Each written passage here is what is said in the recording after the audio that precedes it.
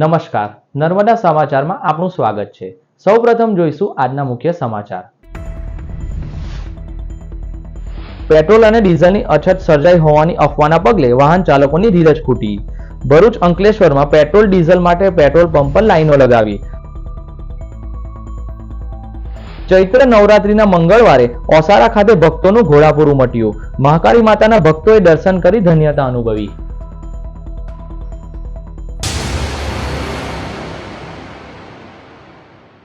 Petrol અને ડીઝલની અછત સર્જાઈ હોવાની અફવાના પગલે અંકલેશ્વર વાહન ચાલકોની ધીરજ ખૂટી ગઈ હતી અને તેઓ પેટ્રોલ ડીઝલ માટે પેટ્રોલ પંપ પર લાઈન લગાવી દીધી હતી।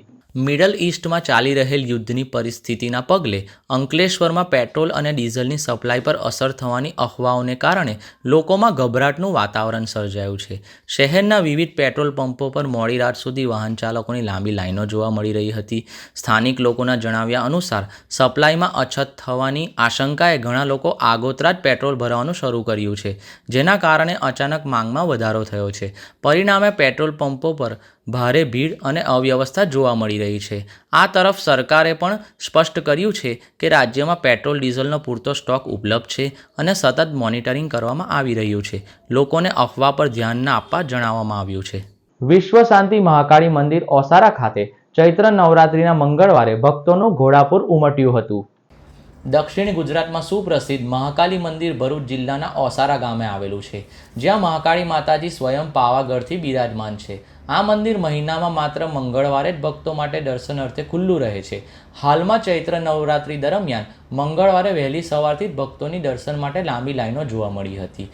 વાહનોની લાંબી લાઈનો રોડની બાજુમાં અને પાર્કિંગમાં જોવા મળી હતી। હાલમાં ચૈત્ર નવરાત્રી દરમિયાન ઓસારા વિશ્વ શાંતિ મહાકાળી મંદિર ખાતે આઠમના દિવસે તારીખ 26 માર્ચ ગુરુવારે હવનનું આયોજન કરવામાં આવ્યું છે, જેનો લાભ લેવા માટે હજારોની સંખ્યામાં ભક્તો દૂર દૂરથી પગપાળા આવે છે અને માતાજીના દર્શનનો લાભ લે છે અને હવનમાં શ્રીફળ હોમી પોતાના પરિવાર પર માતાજીની કૃપા બની રહે તેવી પ્રાર્થના કરે છે। ભરૂચ સી ડિવિઝન પોલીસે ગુમ બાળકને મુંબઈના પનવેલ રેલવે સ્ટેશન પરથી શોધી કાઢી પરિવાર સાથે મિલન કરાવ્યું।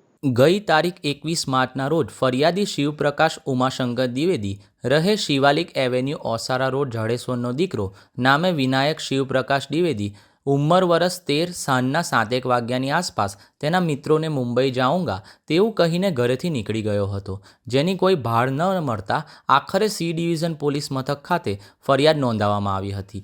પોલીસે ફરિયાદીની સોસાયટીથી લઈ બસ સ્ટેન્ડ અને રેલવે સ્ટેશનના વિવિધ સીસીટીવી કેમેરા ચેક કરતા આ બાળક ભરૂચ રેલવે સ્ટેશન ખાતે મુંબઈ તરફ જતી ટ્રેનમાં બેસતો જણાતા તાત્કાલિક એક ટીમ મુંબઈ ખાતે રવાના કરવામાં આવી હતી। પોલીસે બાળકને પનવેલ રેલવે સ્ટેશન ખાતેથી શોધી કાઢી તેના માતા પિતા સાથે મિલન કરાવ્યું હતું। વાગરા તાલુકાના જનિયાદરા ગામને જોડાતો મુખ્ય માર્ગ રોડ છેલ્લા 15 વર્ષથી બાંધકામમાં આવ્યો નથી, જેના કારણે ગામના લોકોને રોજબેરોજ ભારે તકલીફોનો સામનો કરવો પડી રહ્યો છે।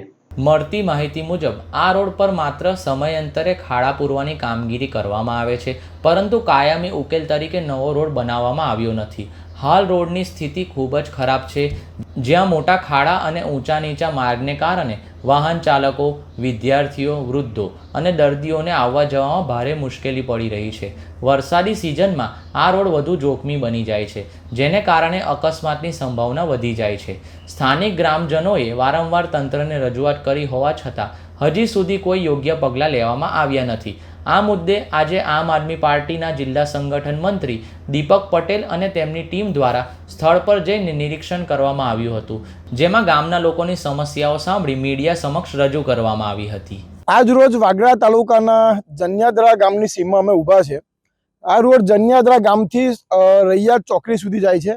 ગામનો મેઇન રોડ ગણો તો પણ ચાલે, કેમ કે આ રોડ પરથી વાડે ઘરે અવર જવર સ્કૂલના છોકરાઓ હોય, સ્કૂલ હોય, દવાખાને કોઈ બીમાર પડ્યો તો હોસ્પિટલ લઈ જવા માટે, દહેજ આવવા જવા માટે ગામના મેઇન રોડ તરીકે આ રોડનો યુઝ થાય છે।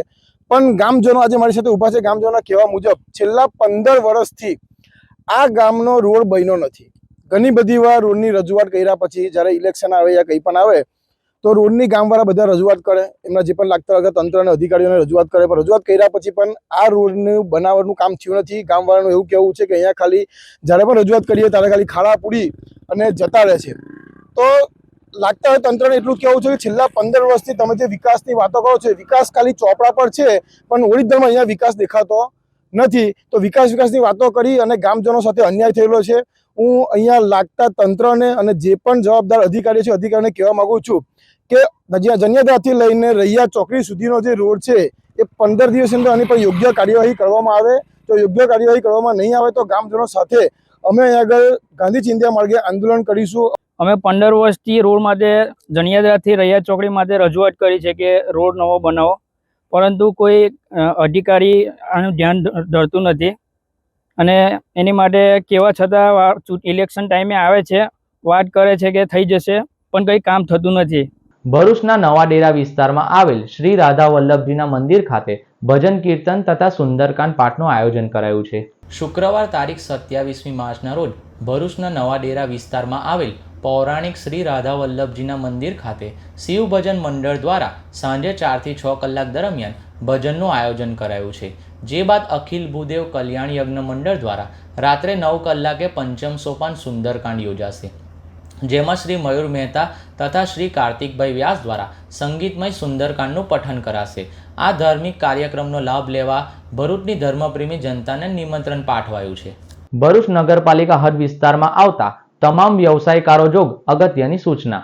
ભરૂચ નગરપાલિકા હદ વિસ્તારમાં આવતી દુકાનો, વ્યાપારી સંસ્થાઓ, હોટલ, પ્રાઇવેટ બેન્કો, પ્રાઇવેટ સ્કૂલ, દરેક પ્રકારના ક્લાસીસ, કેબલ ઓપરેટર, વીમા એજન્ટ, સોલિસિટરો, આર્કિટેક્ટ તથા એન્જિનિયર કન્સલ્ટન્ટો, એકાઉન્ટ, આંગડિયા, પેઢી, સહકારી મંડળીઓ વગેરેના વ્યવસાય ધારકોને સૂચના આપવામાં આવે છે કે ધંધાકીય સંસ્થાઓનો વર્ષ 2025-26ના વર્ષનો બાકી પડતો વ્યવસાય વેરો નગરપાલિકાની કચેરી, ગુમાસ્તા ધારા તથા વ્યવસાય વેરા શાખામાં 31 માર્ચ સુધી ભરવાનો રહેશે. વ્યવસાય વેરો ન ભરનારને વાર્ષિક 18% લેખે તેમજ માસિક 1.5% લેખે વ્યાજ સાથે વ્યવસાય વેરો ભરવાનો રહેશે, જેની દરેક ભરૂચની ધંધાકીય સંસ્થાઓએ નોંધ લેવી. ઝઘડિયા રેલવે સ્ટેશન લૂપ લાઇનની કામગીરી પગલે ઝઘડિયા બ્રિજ તરફનો માર્ગ 30 દિવસ માટે બંધ. ભરૂચ અધિક જિલ્લા મેજિસ્ટ્રેટ પાર્થ જયસ્વાલ દ્વારા ઝઘડિયા રેલવે બ્રિજ તરફનો માર્ગ 30 દિવસ બંધ કરવા જાહેરનામું જારી કરાયું છે. રેલવે દ્વારા લૂપ લાઇન નાખવાની કામગીરીને લઈ રસ્તો બંધ હોવાને કારણે જનતાની સુવિધા માટે ડાયવર્ઝન રૂટ જાહેર કરાયો છે, જેમાં ઉંચેડિયાથી રાણીપુરા ગામના બસ સ્ટેન્ડ તરફથી મેઇન રસ્તા તરફ વાહનો ડાયવર્ટ કરી શકાશે. સાથે જ ઉંચેડિયાથી રાણીપુરા થઈ, મોટા સાંજા થઈ, મોહનફળિયા થઈ ઝઘડિયા તરફ વાહનોની અવરજવર કરી શકાશે. અંકલેશ્વરની આત્મીય સોસાયટીમાં નવનિર્મિત અંબે માતાજી મંદિર ખાતે આજથી 2 દિવસ દરમિયાન પ્રાણ પ્રતિષ્ઠા મહોત્સવનો ભવ્ય પ્રારંભ થયો છે. આ મંગલ અવસરે આજે માતાજીની ભવ્ય શોભાયાત્રા કાઢવામાં આવી હતી.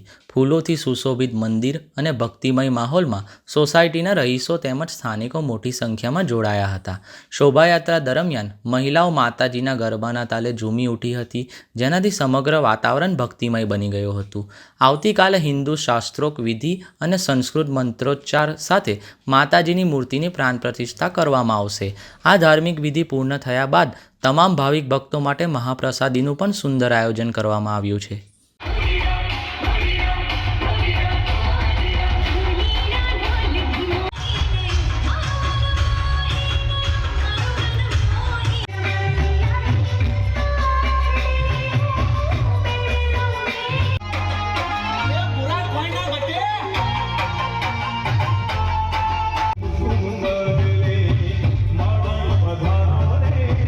સાળંગપુર ગામમાં આત્મીય સોસાયટીની જે સોસાયટી છે તેમાં માતા અંબેમાનું મંદિર કેટલા ટાઈમથી બંધ હતું, એમાં મંદિરની રિપેરિંગ કામ કરી ભવ્ય સ્થાપના કરવાનું આયોજન રાખવાની ગણતરી કરી કે આજે ચૈત્રી નવરાત્રિ પાંચમના દિવસે સ્થાપનની જે ગણતરી હતી એ ભાવપૂર્વક પૂર્ણ થઈ છે. તેના પ્રમાણમાં આજે શોભાયાત્રા, કલશ યાત્રા જે ભાવપૂર્વકથી પૂરી થઈ છે અને કાલે પ્રાણ પ્રતિષ્ઠા 24/3/2026ના રોજ સવારે પ્રાણ પ્રતિષ્ઠા છે અને સાંજે ભંડારા ભવ્ય પ્રસાદીનું આયોજન રાખેલું છે. સંસ્કૃતિ સમાજ સેવા સંસ્થાન ટ્રસ્ટ દ્વારા શહીદ દિવસ પર શહીદોને શ્રદ્ધાંજલિ અર્પણ કરાઈ. સંસ્કૃતિ સમાજ સેવા સંસ્થાન ટ્રસ્ટ ભરૂચ તરફથી શહીદ દિવસ નિમિત્તે કસક વડીલોના ઘર ખાતે મહાન સ્વતંત્ર સેનાનીઓ ભગતસિંહ, રાજગુરુ અને સુખદેવને શ્રદ્ધાંજલિ અપાઈ હતી.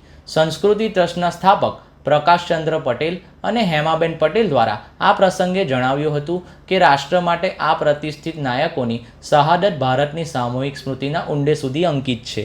અંકલેશ્વરના પૌરાણિક રામકુંડ તીર્થધામ ખાતે ચૈત્ર માસ નિમિત્તે ચાલી રહેલી શ્રી રામચરિત માનસ કથાના ભાગરૂપે ભવ્ય ડાયરાનું આયોજન કરવામાં આવ્યું હતું. અંકલેશ્વરના રામકુંડ ખાતે મહંત ગંગાદાસ બાપુ દ્વારા રામનવમી સુધી શ્રી રામચરિત માનસ કથાનું આયોજન કરવામાં આવ્યું છે. રાજકોટના સતીશજી મહારાજ તેમની અમૃતવાણી દ્વારા કથાનું રસપાન કરાવી રહ્યા છે. ત્યારે શ્રી રામચરિત માનસ કથા નિમિત્તે ભવ્ય લોક ડાયરો યોજાયો હતો. લોકગાયક બિરજુ બારોટ, ઘનશ્યામ પરમારે ભજનની રમઝટ બોલાવી હતી. આ લોક ડાયરામાં રામકુંડના મહંત ગંગાદાસ બાપુ, કથાકાર પ્રિયાંશુ મહારાજ, સંતો અને મોટી સંખ્યામાં ભક્તો ઉપસ્થિત રહ્યા હતા અને ડાયરાની મોજ માણી હતી.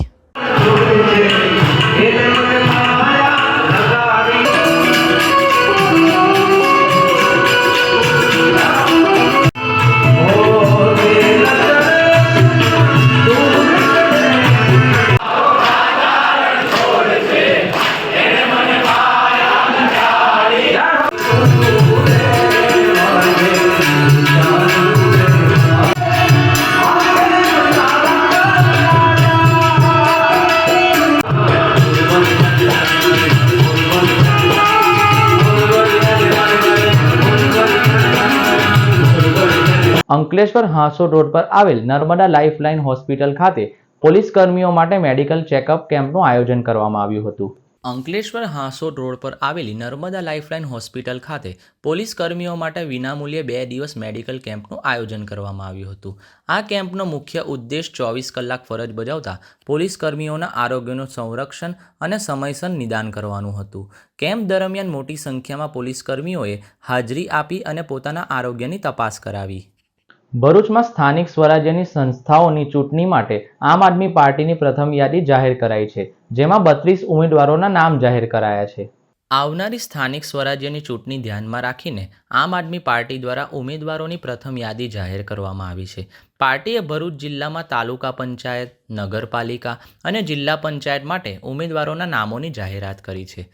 પાર્ટી દ્વારા જાહેર કરાયેલ યાદી મુજબ ભરૂચ જિલ્લાની વિવિધ તાલુકા પંચાયતની 18 બેઠકો માટે ઉમેદવારો જાહેર કરવામાં આવ્યા છે. આ સાથે જ ભરૂચ નગરપાલિકાની 8 બેઠકો માટે પણ ઉમેદવારોની પસંદગી કરી જાહેર કરવામાં આવી છે.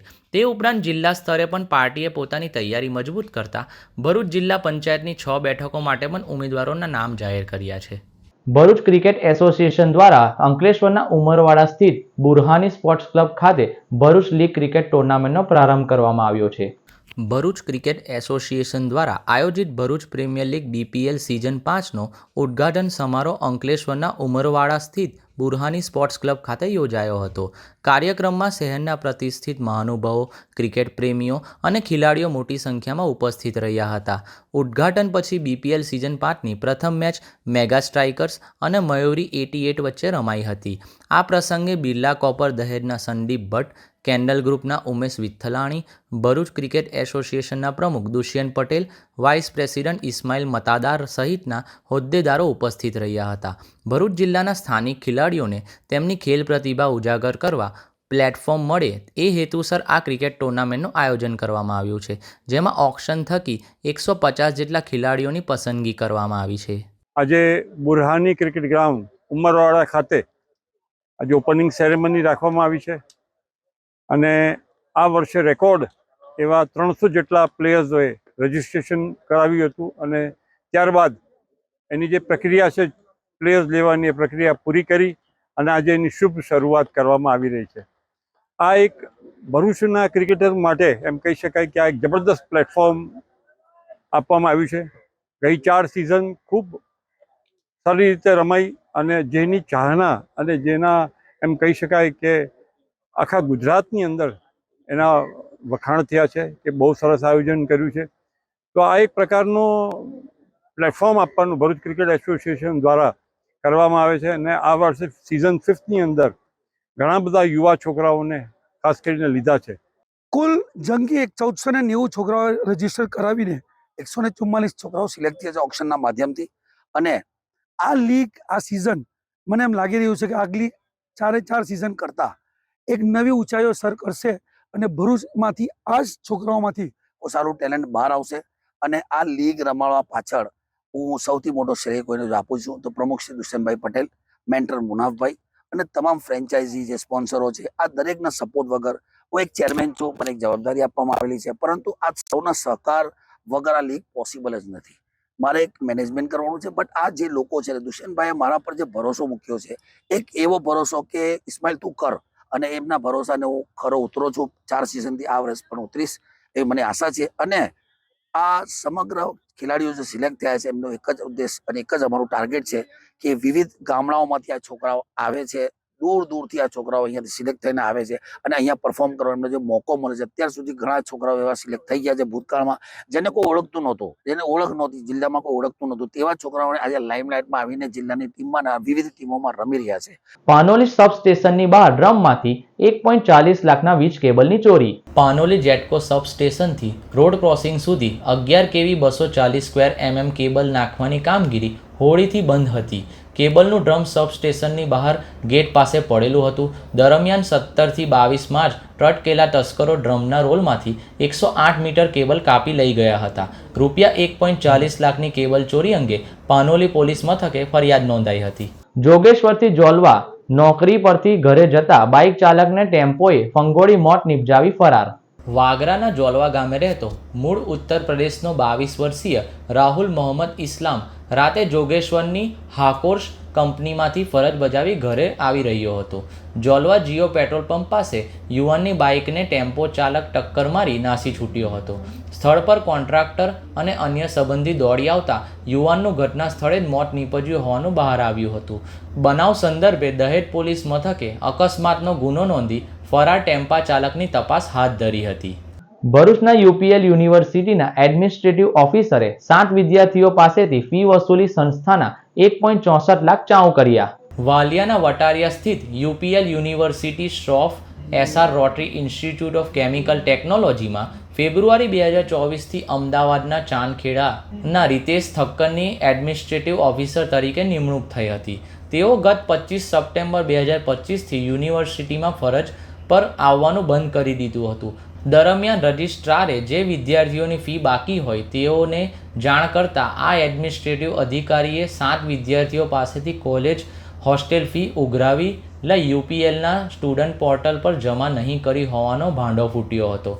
અધિકારીએ 7 વિદ્યાર્થીઓ પાસેથી રોકડ અને યુપીઆઈથી રૂપિયા 1.96 લાખની ફી પોતાના એકાઉન્ટમાં લઈ 32,000 સ્ટુડન્ટ પોર્ટલ પર ભર્યા હતા. વાલિયા પોલીસ મથકે સિનિયર એડમિનિસ્ટ્રેટિવ અધિકારીએ રીતેશ ઠક્કર સામે યુનિવર્સિટીના 1.64 લાખ ચાઉ કરી જવાની ફરિયાદ નોંધાવી હતી.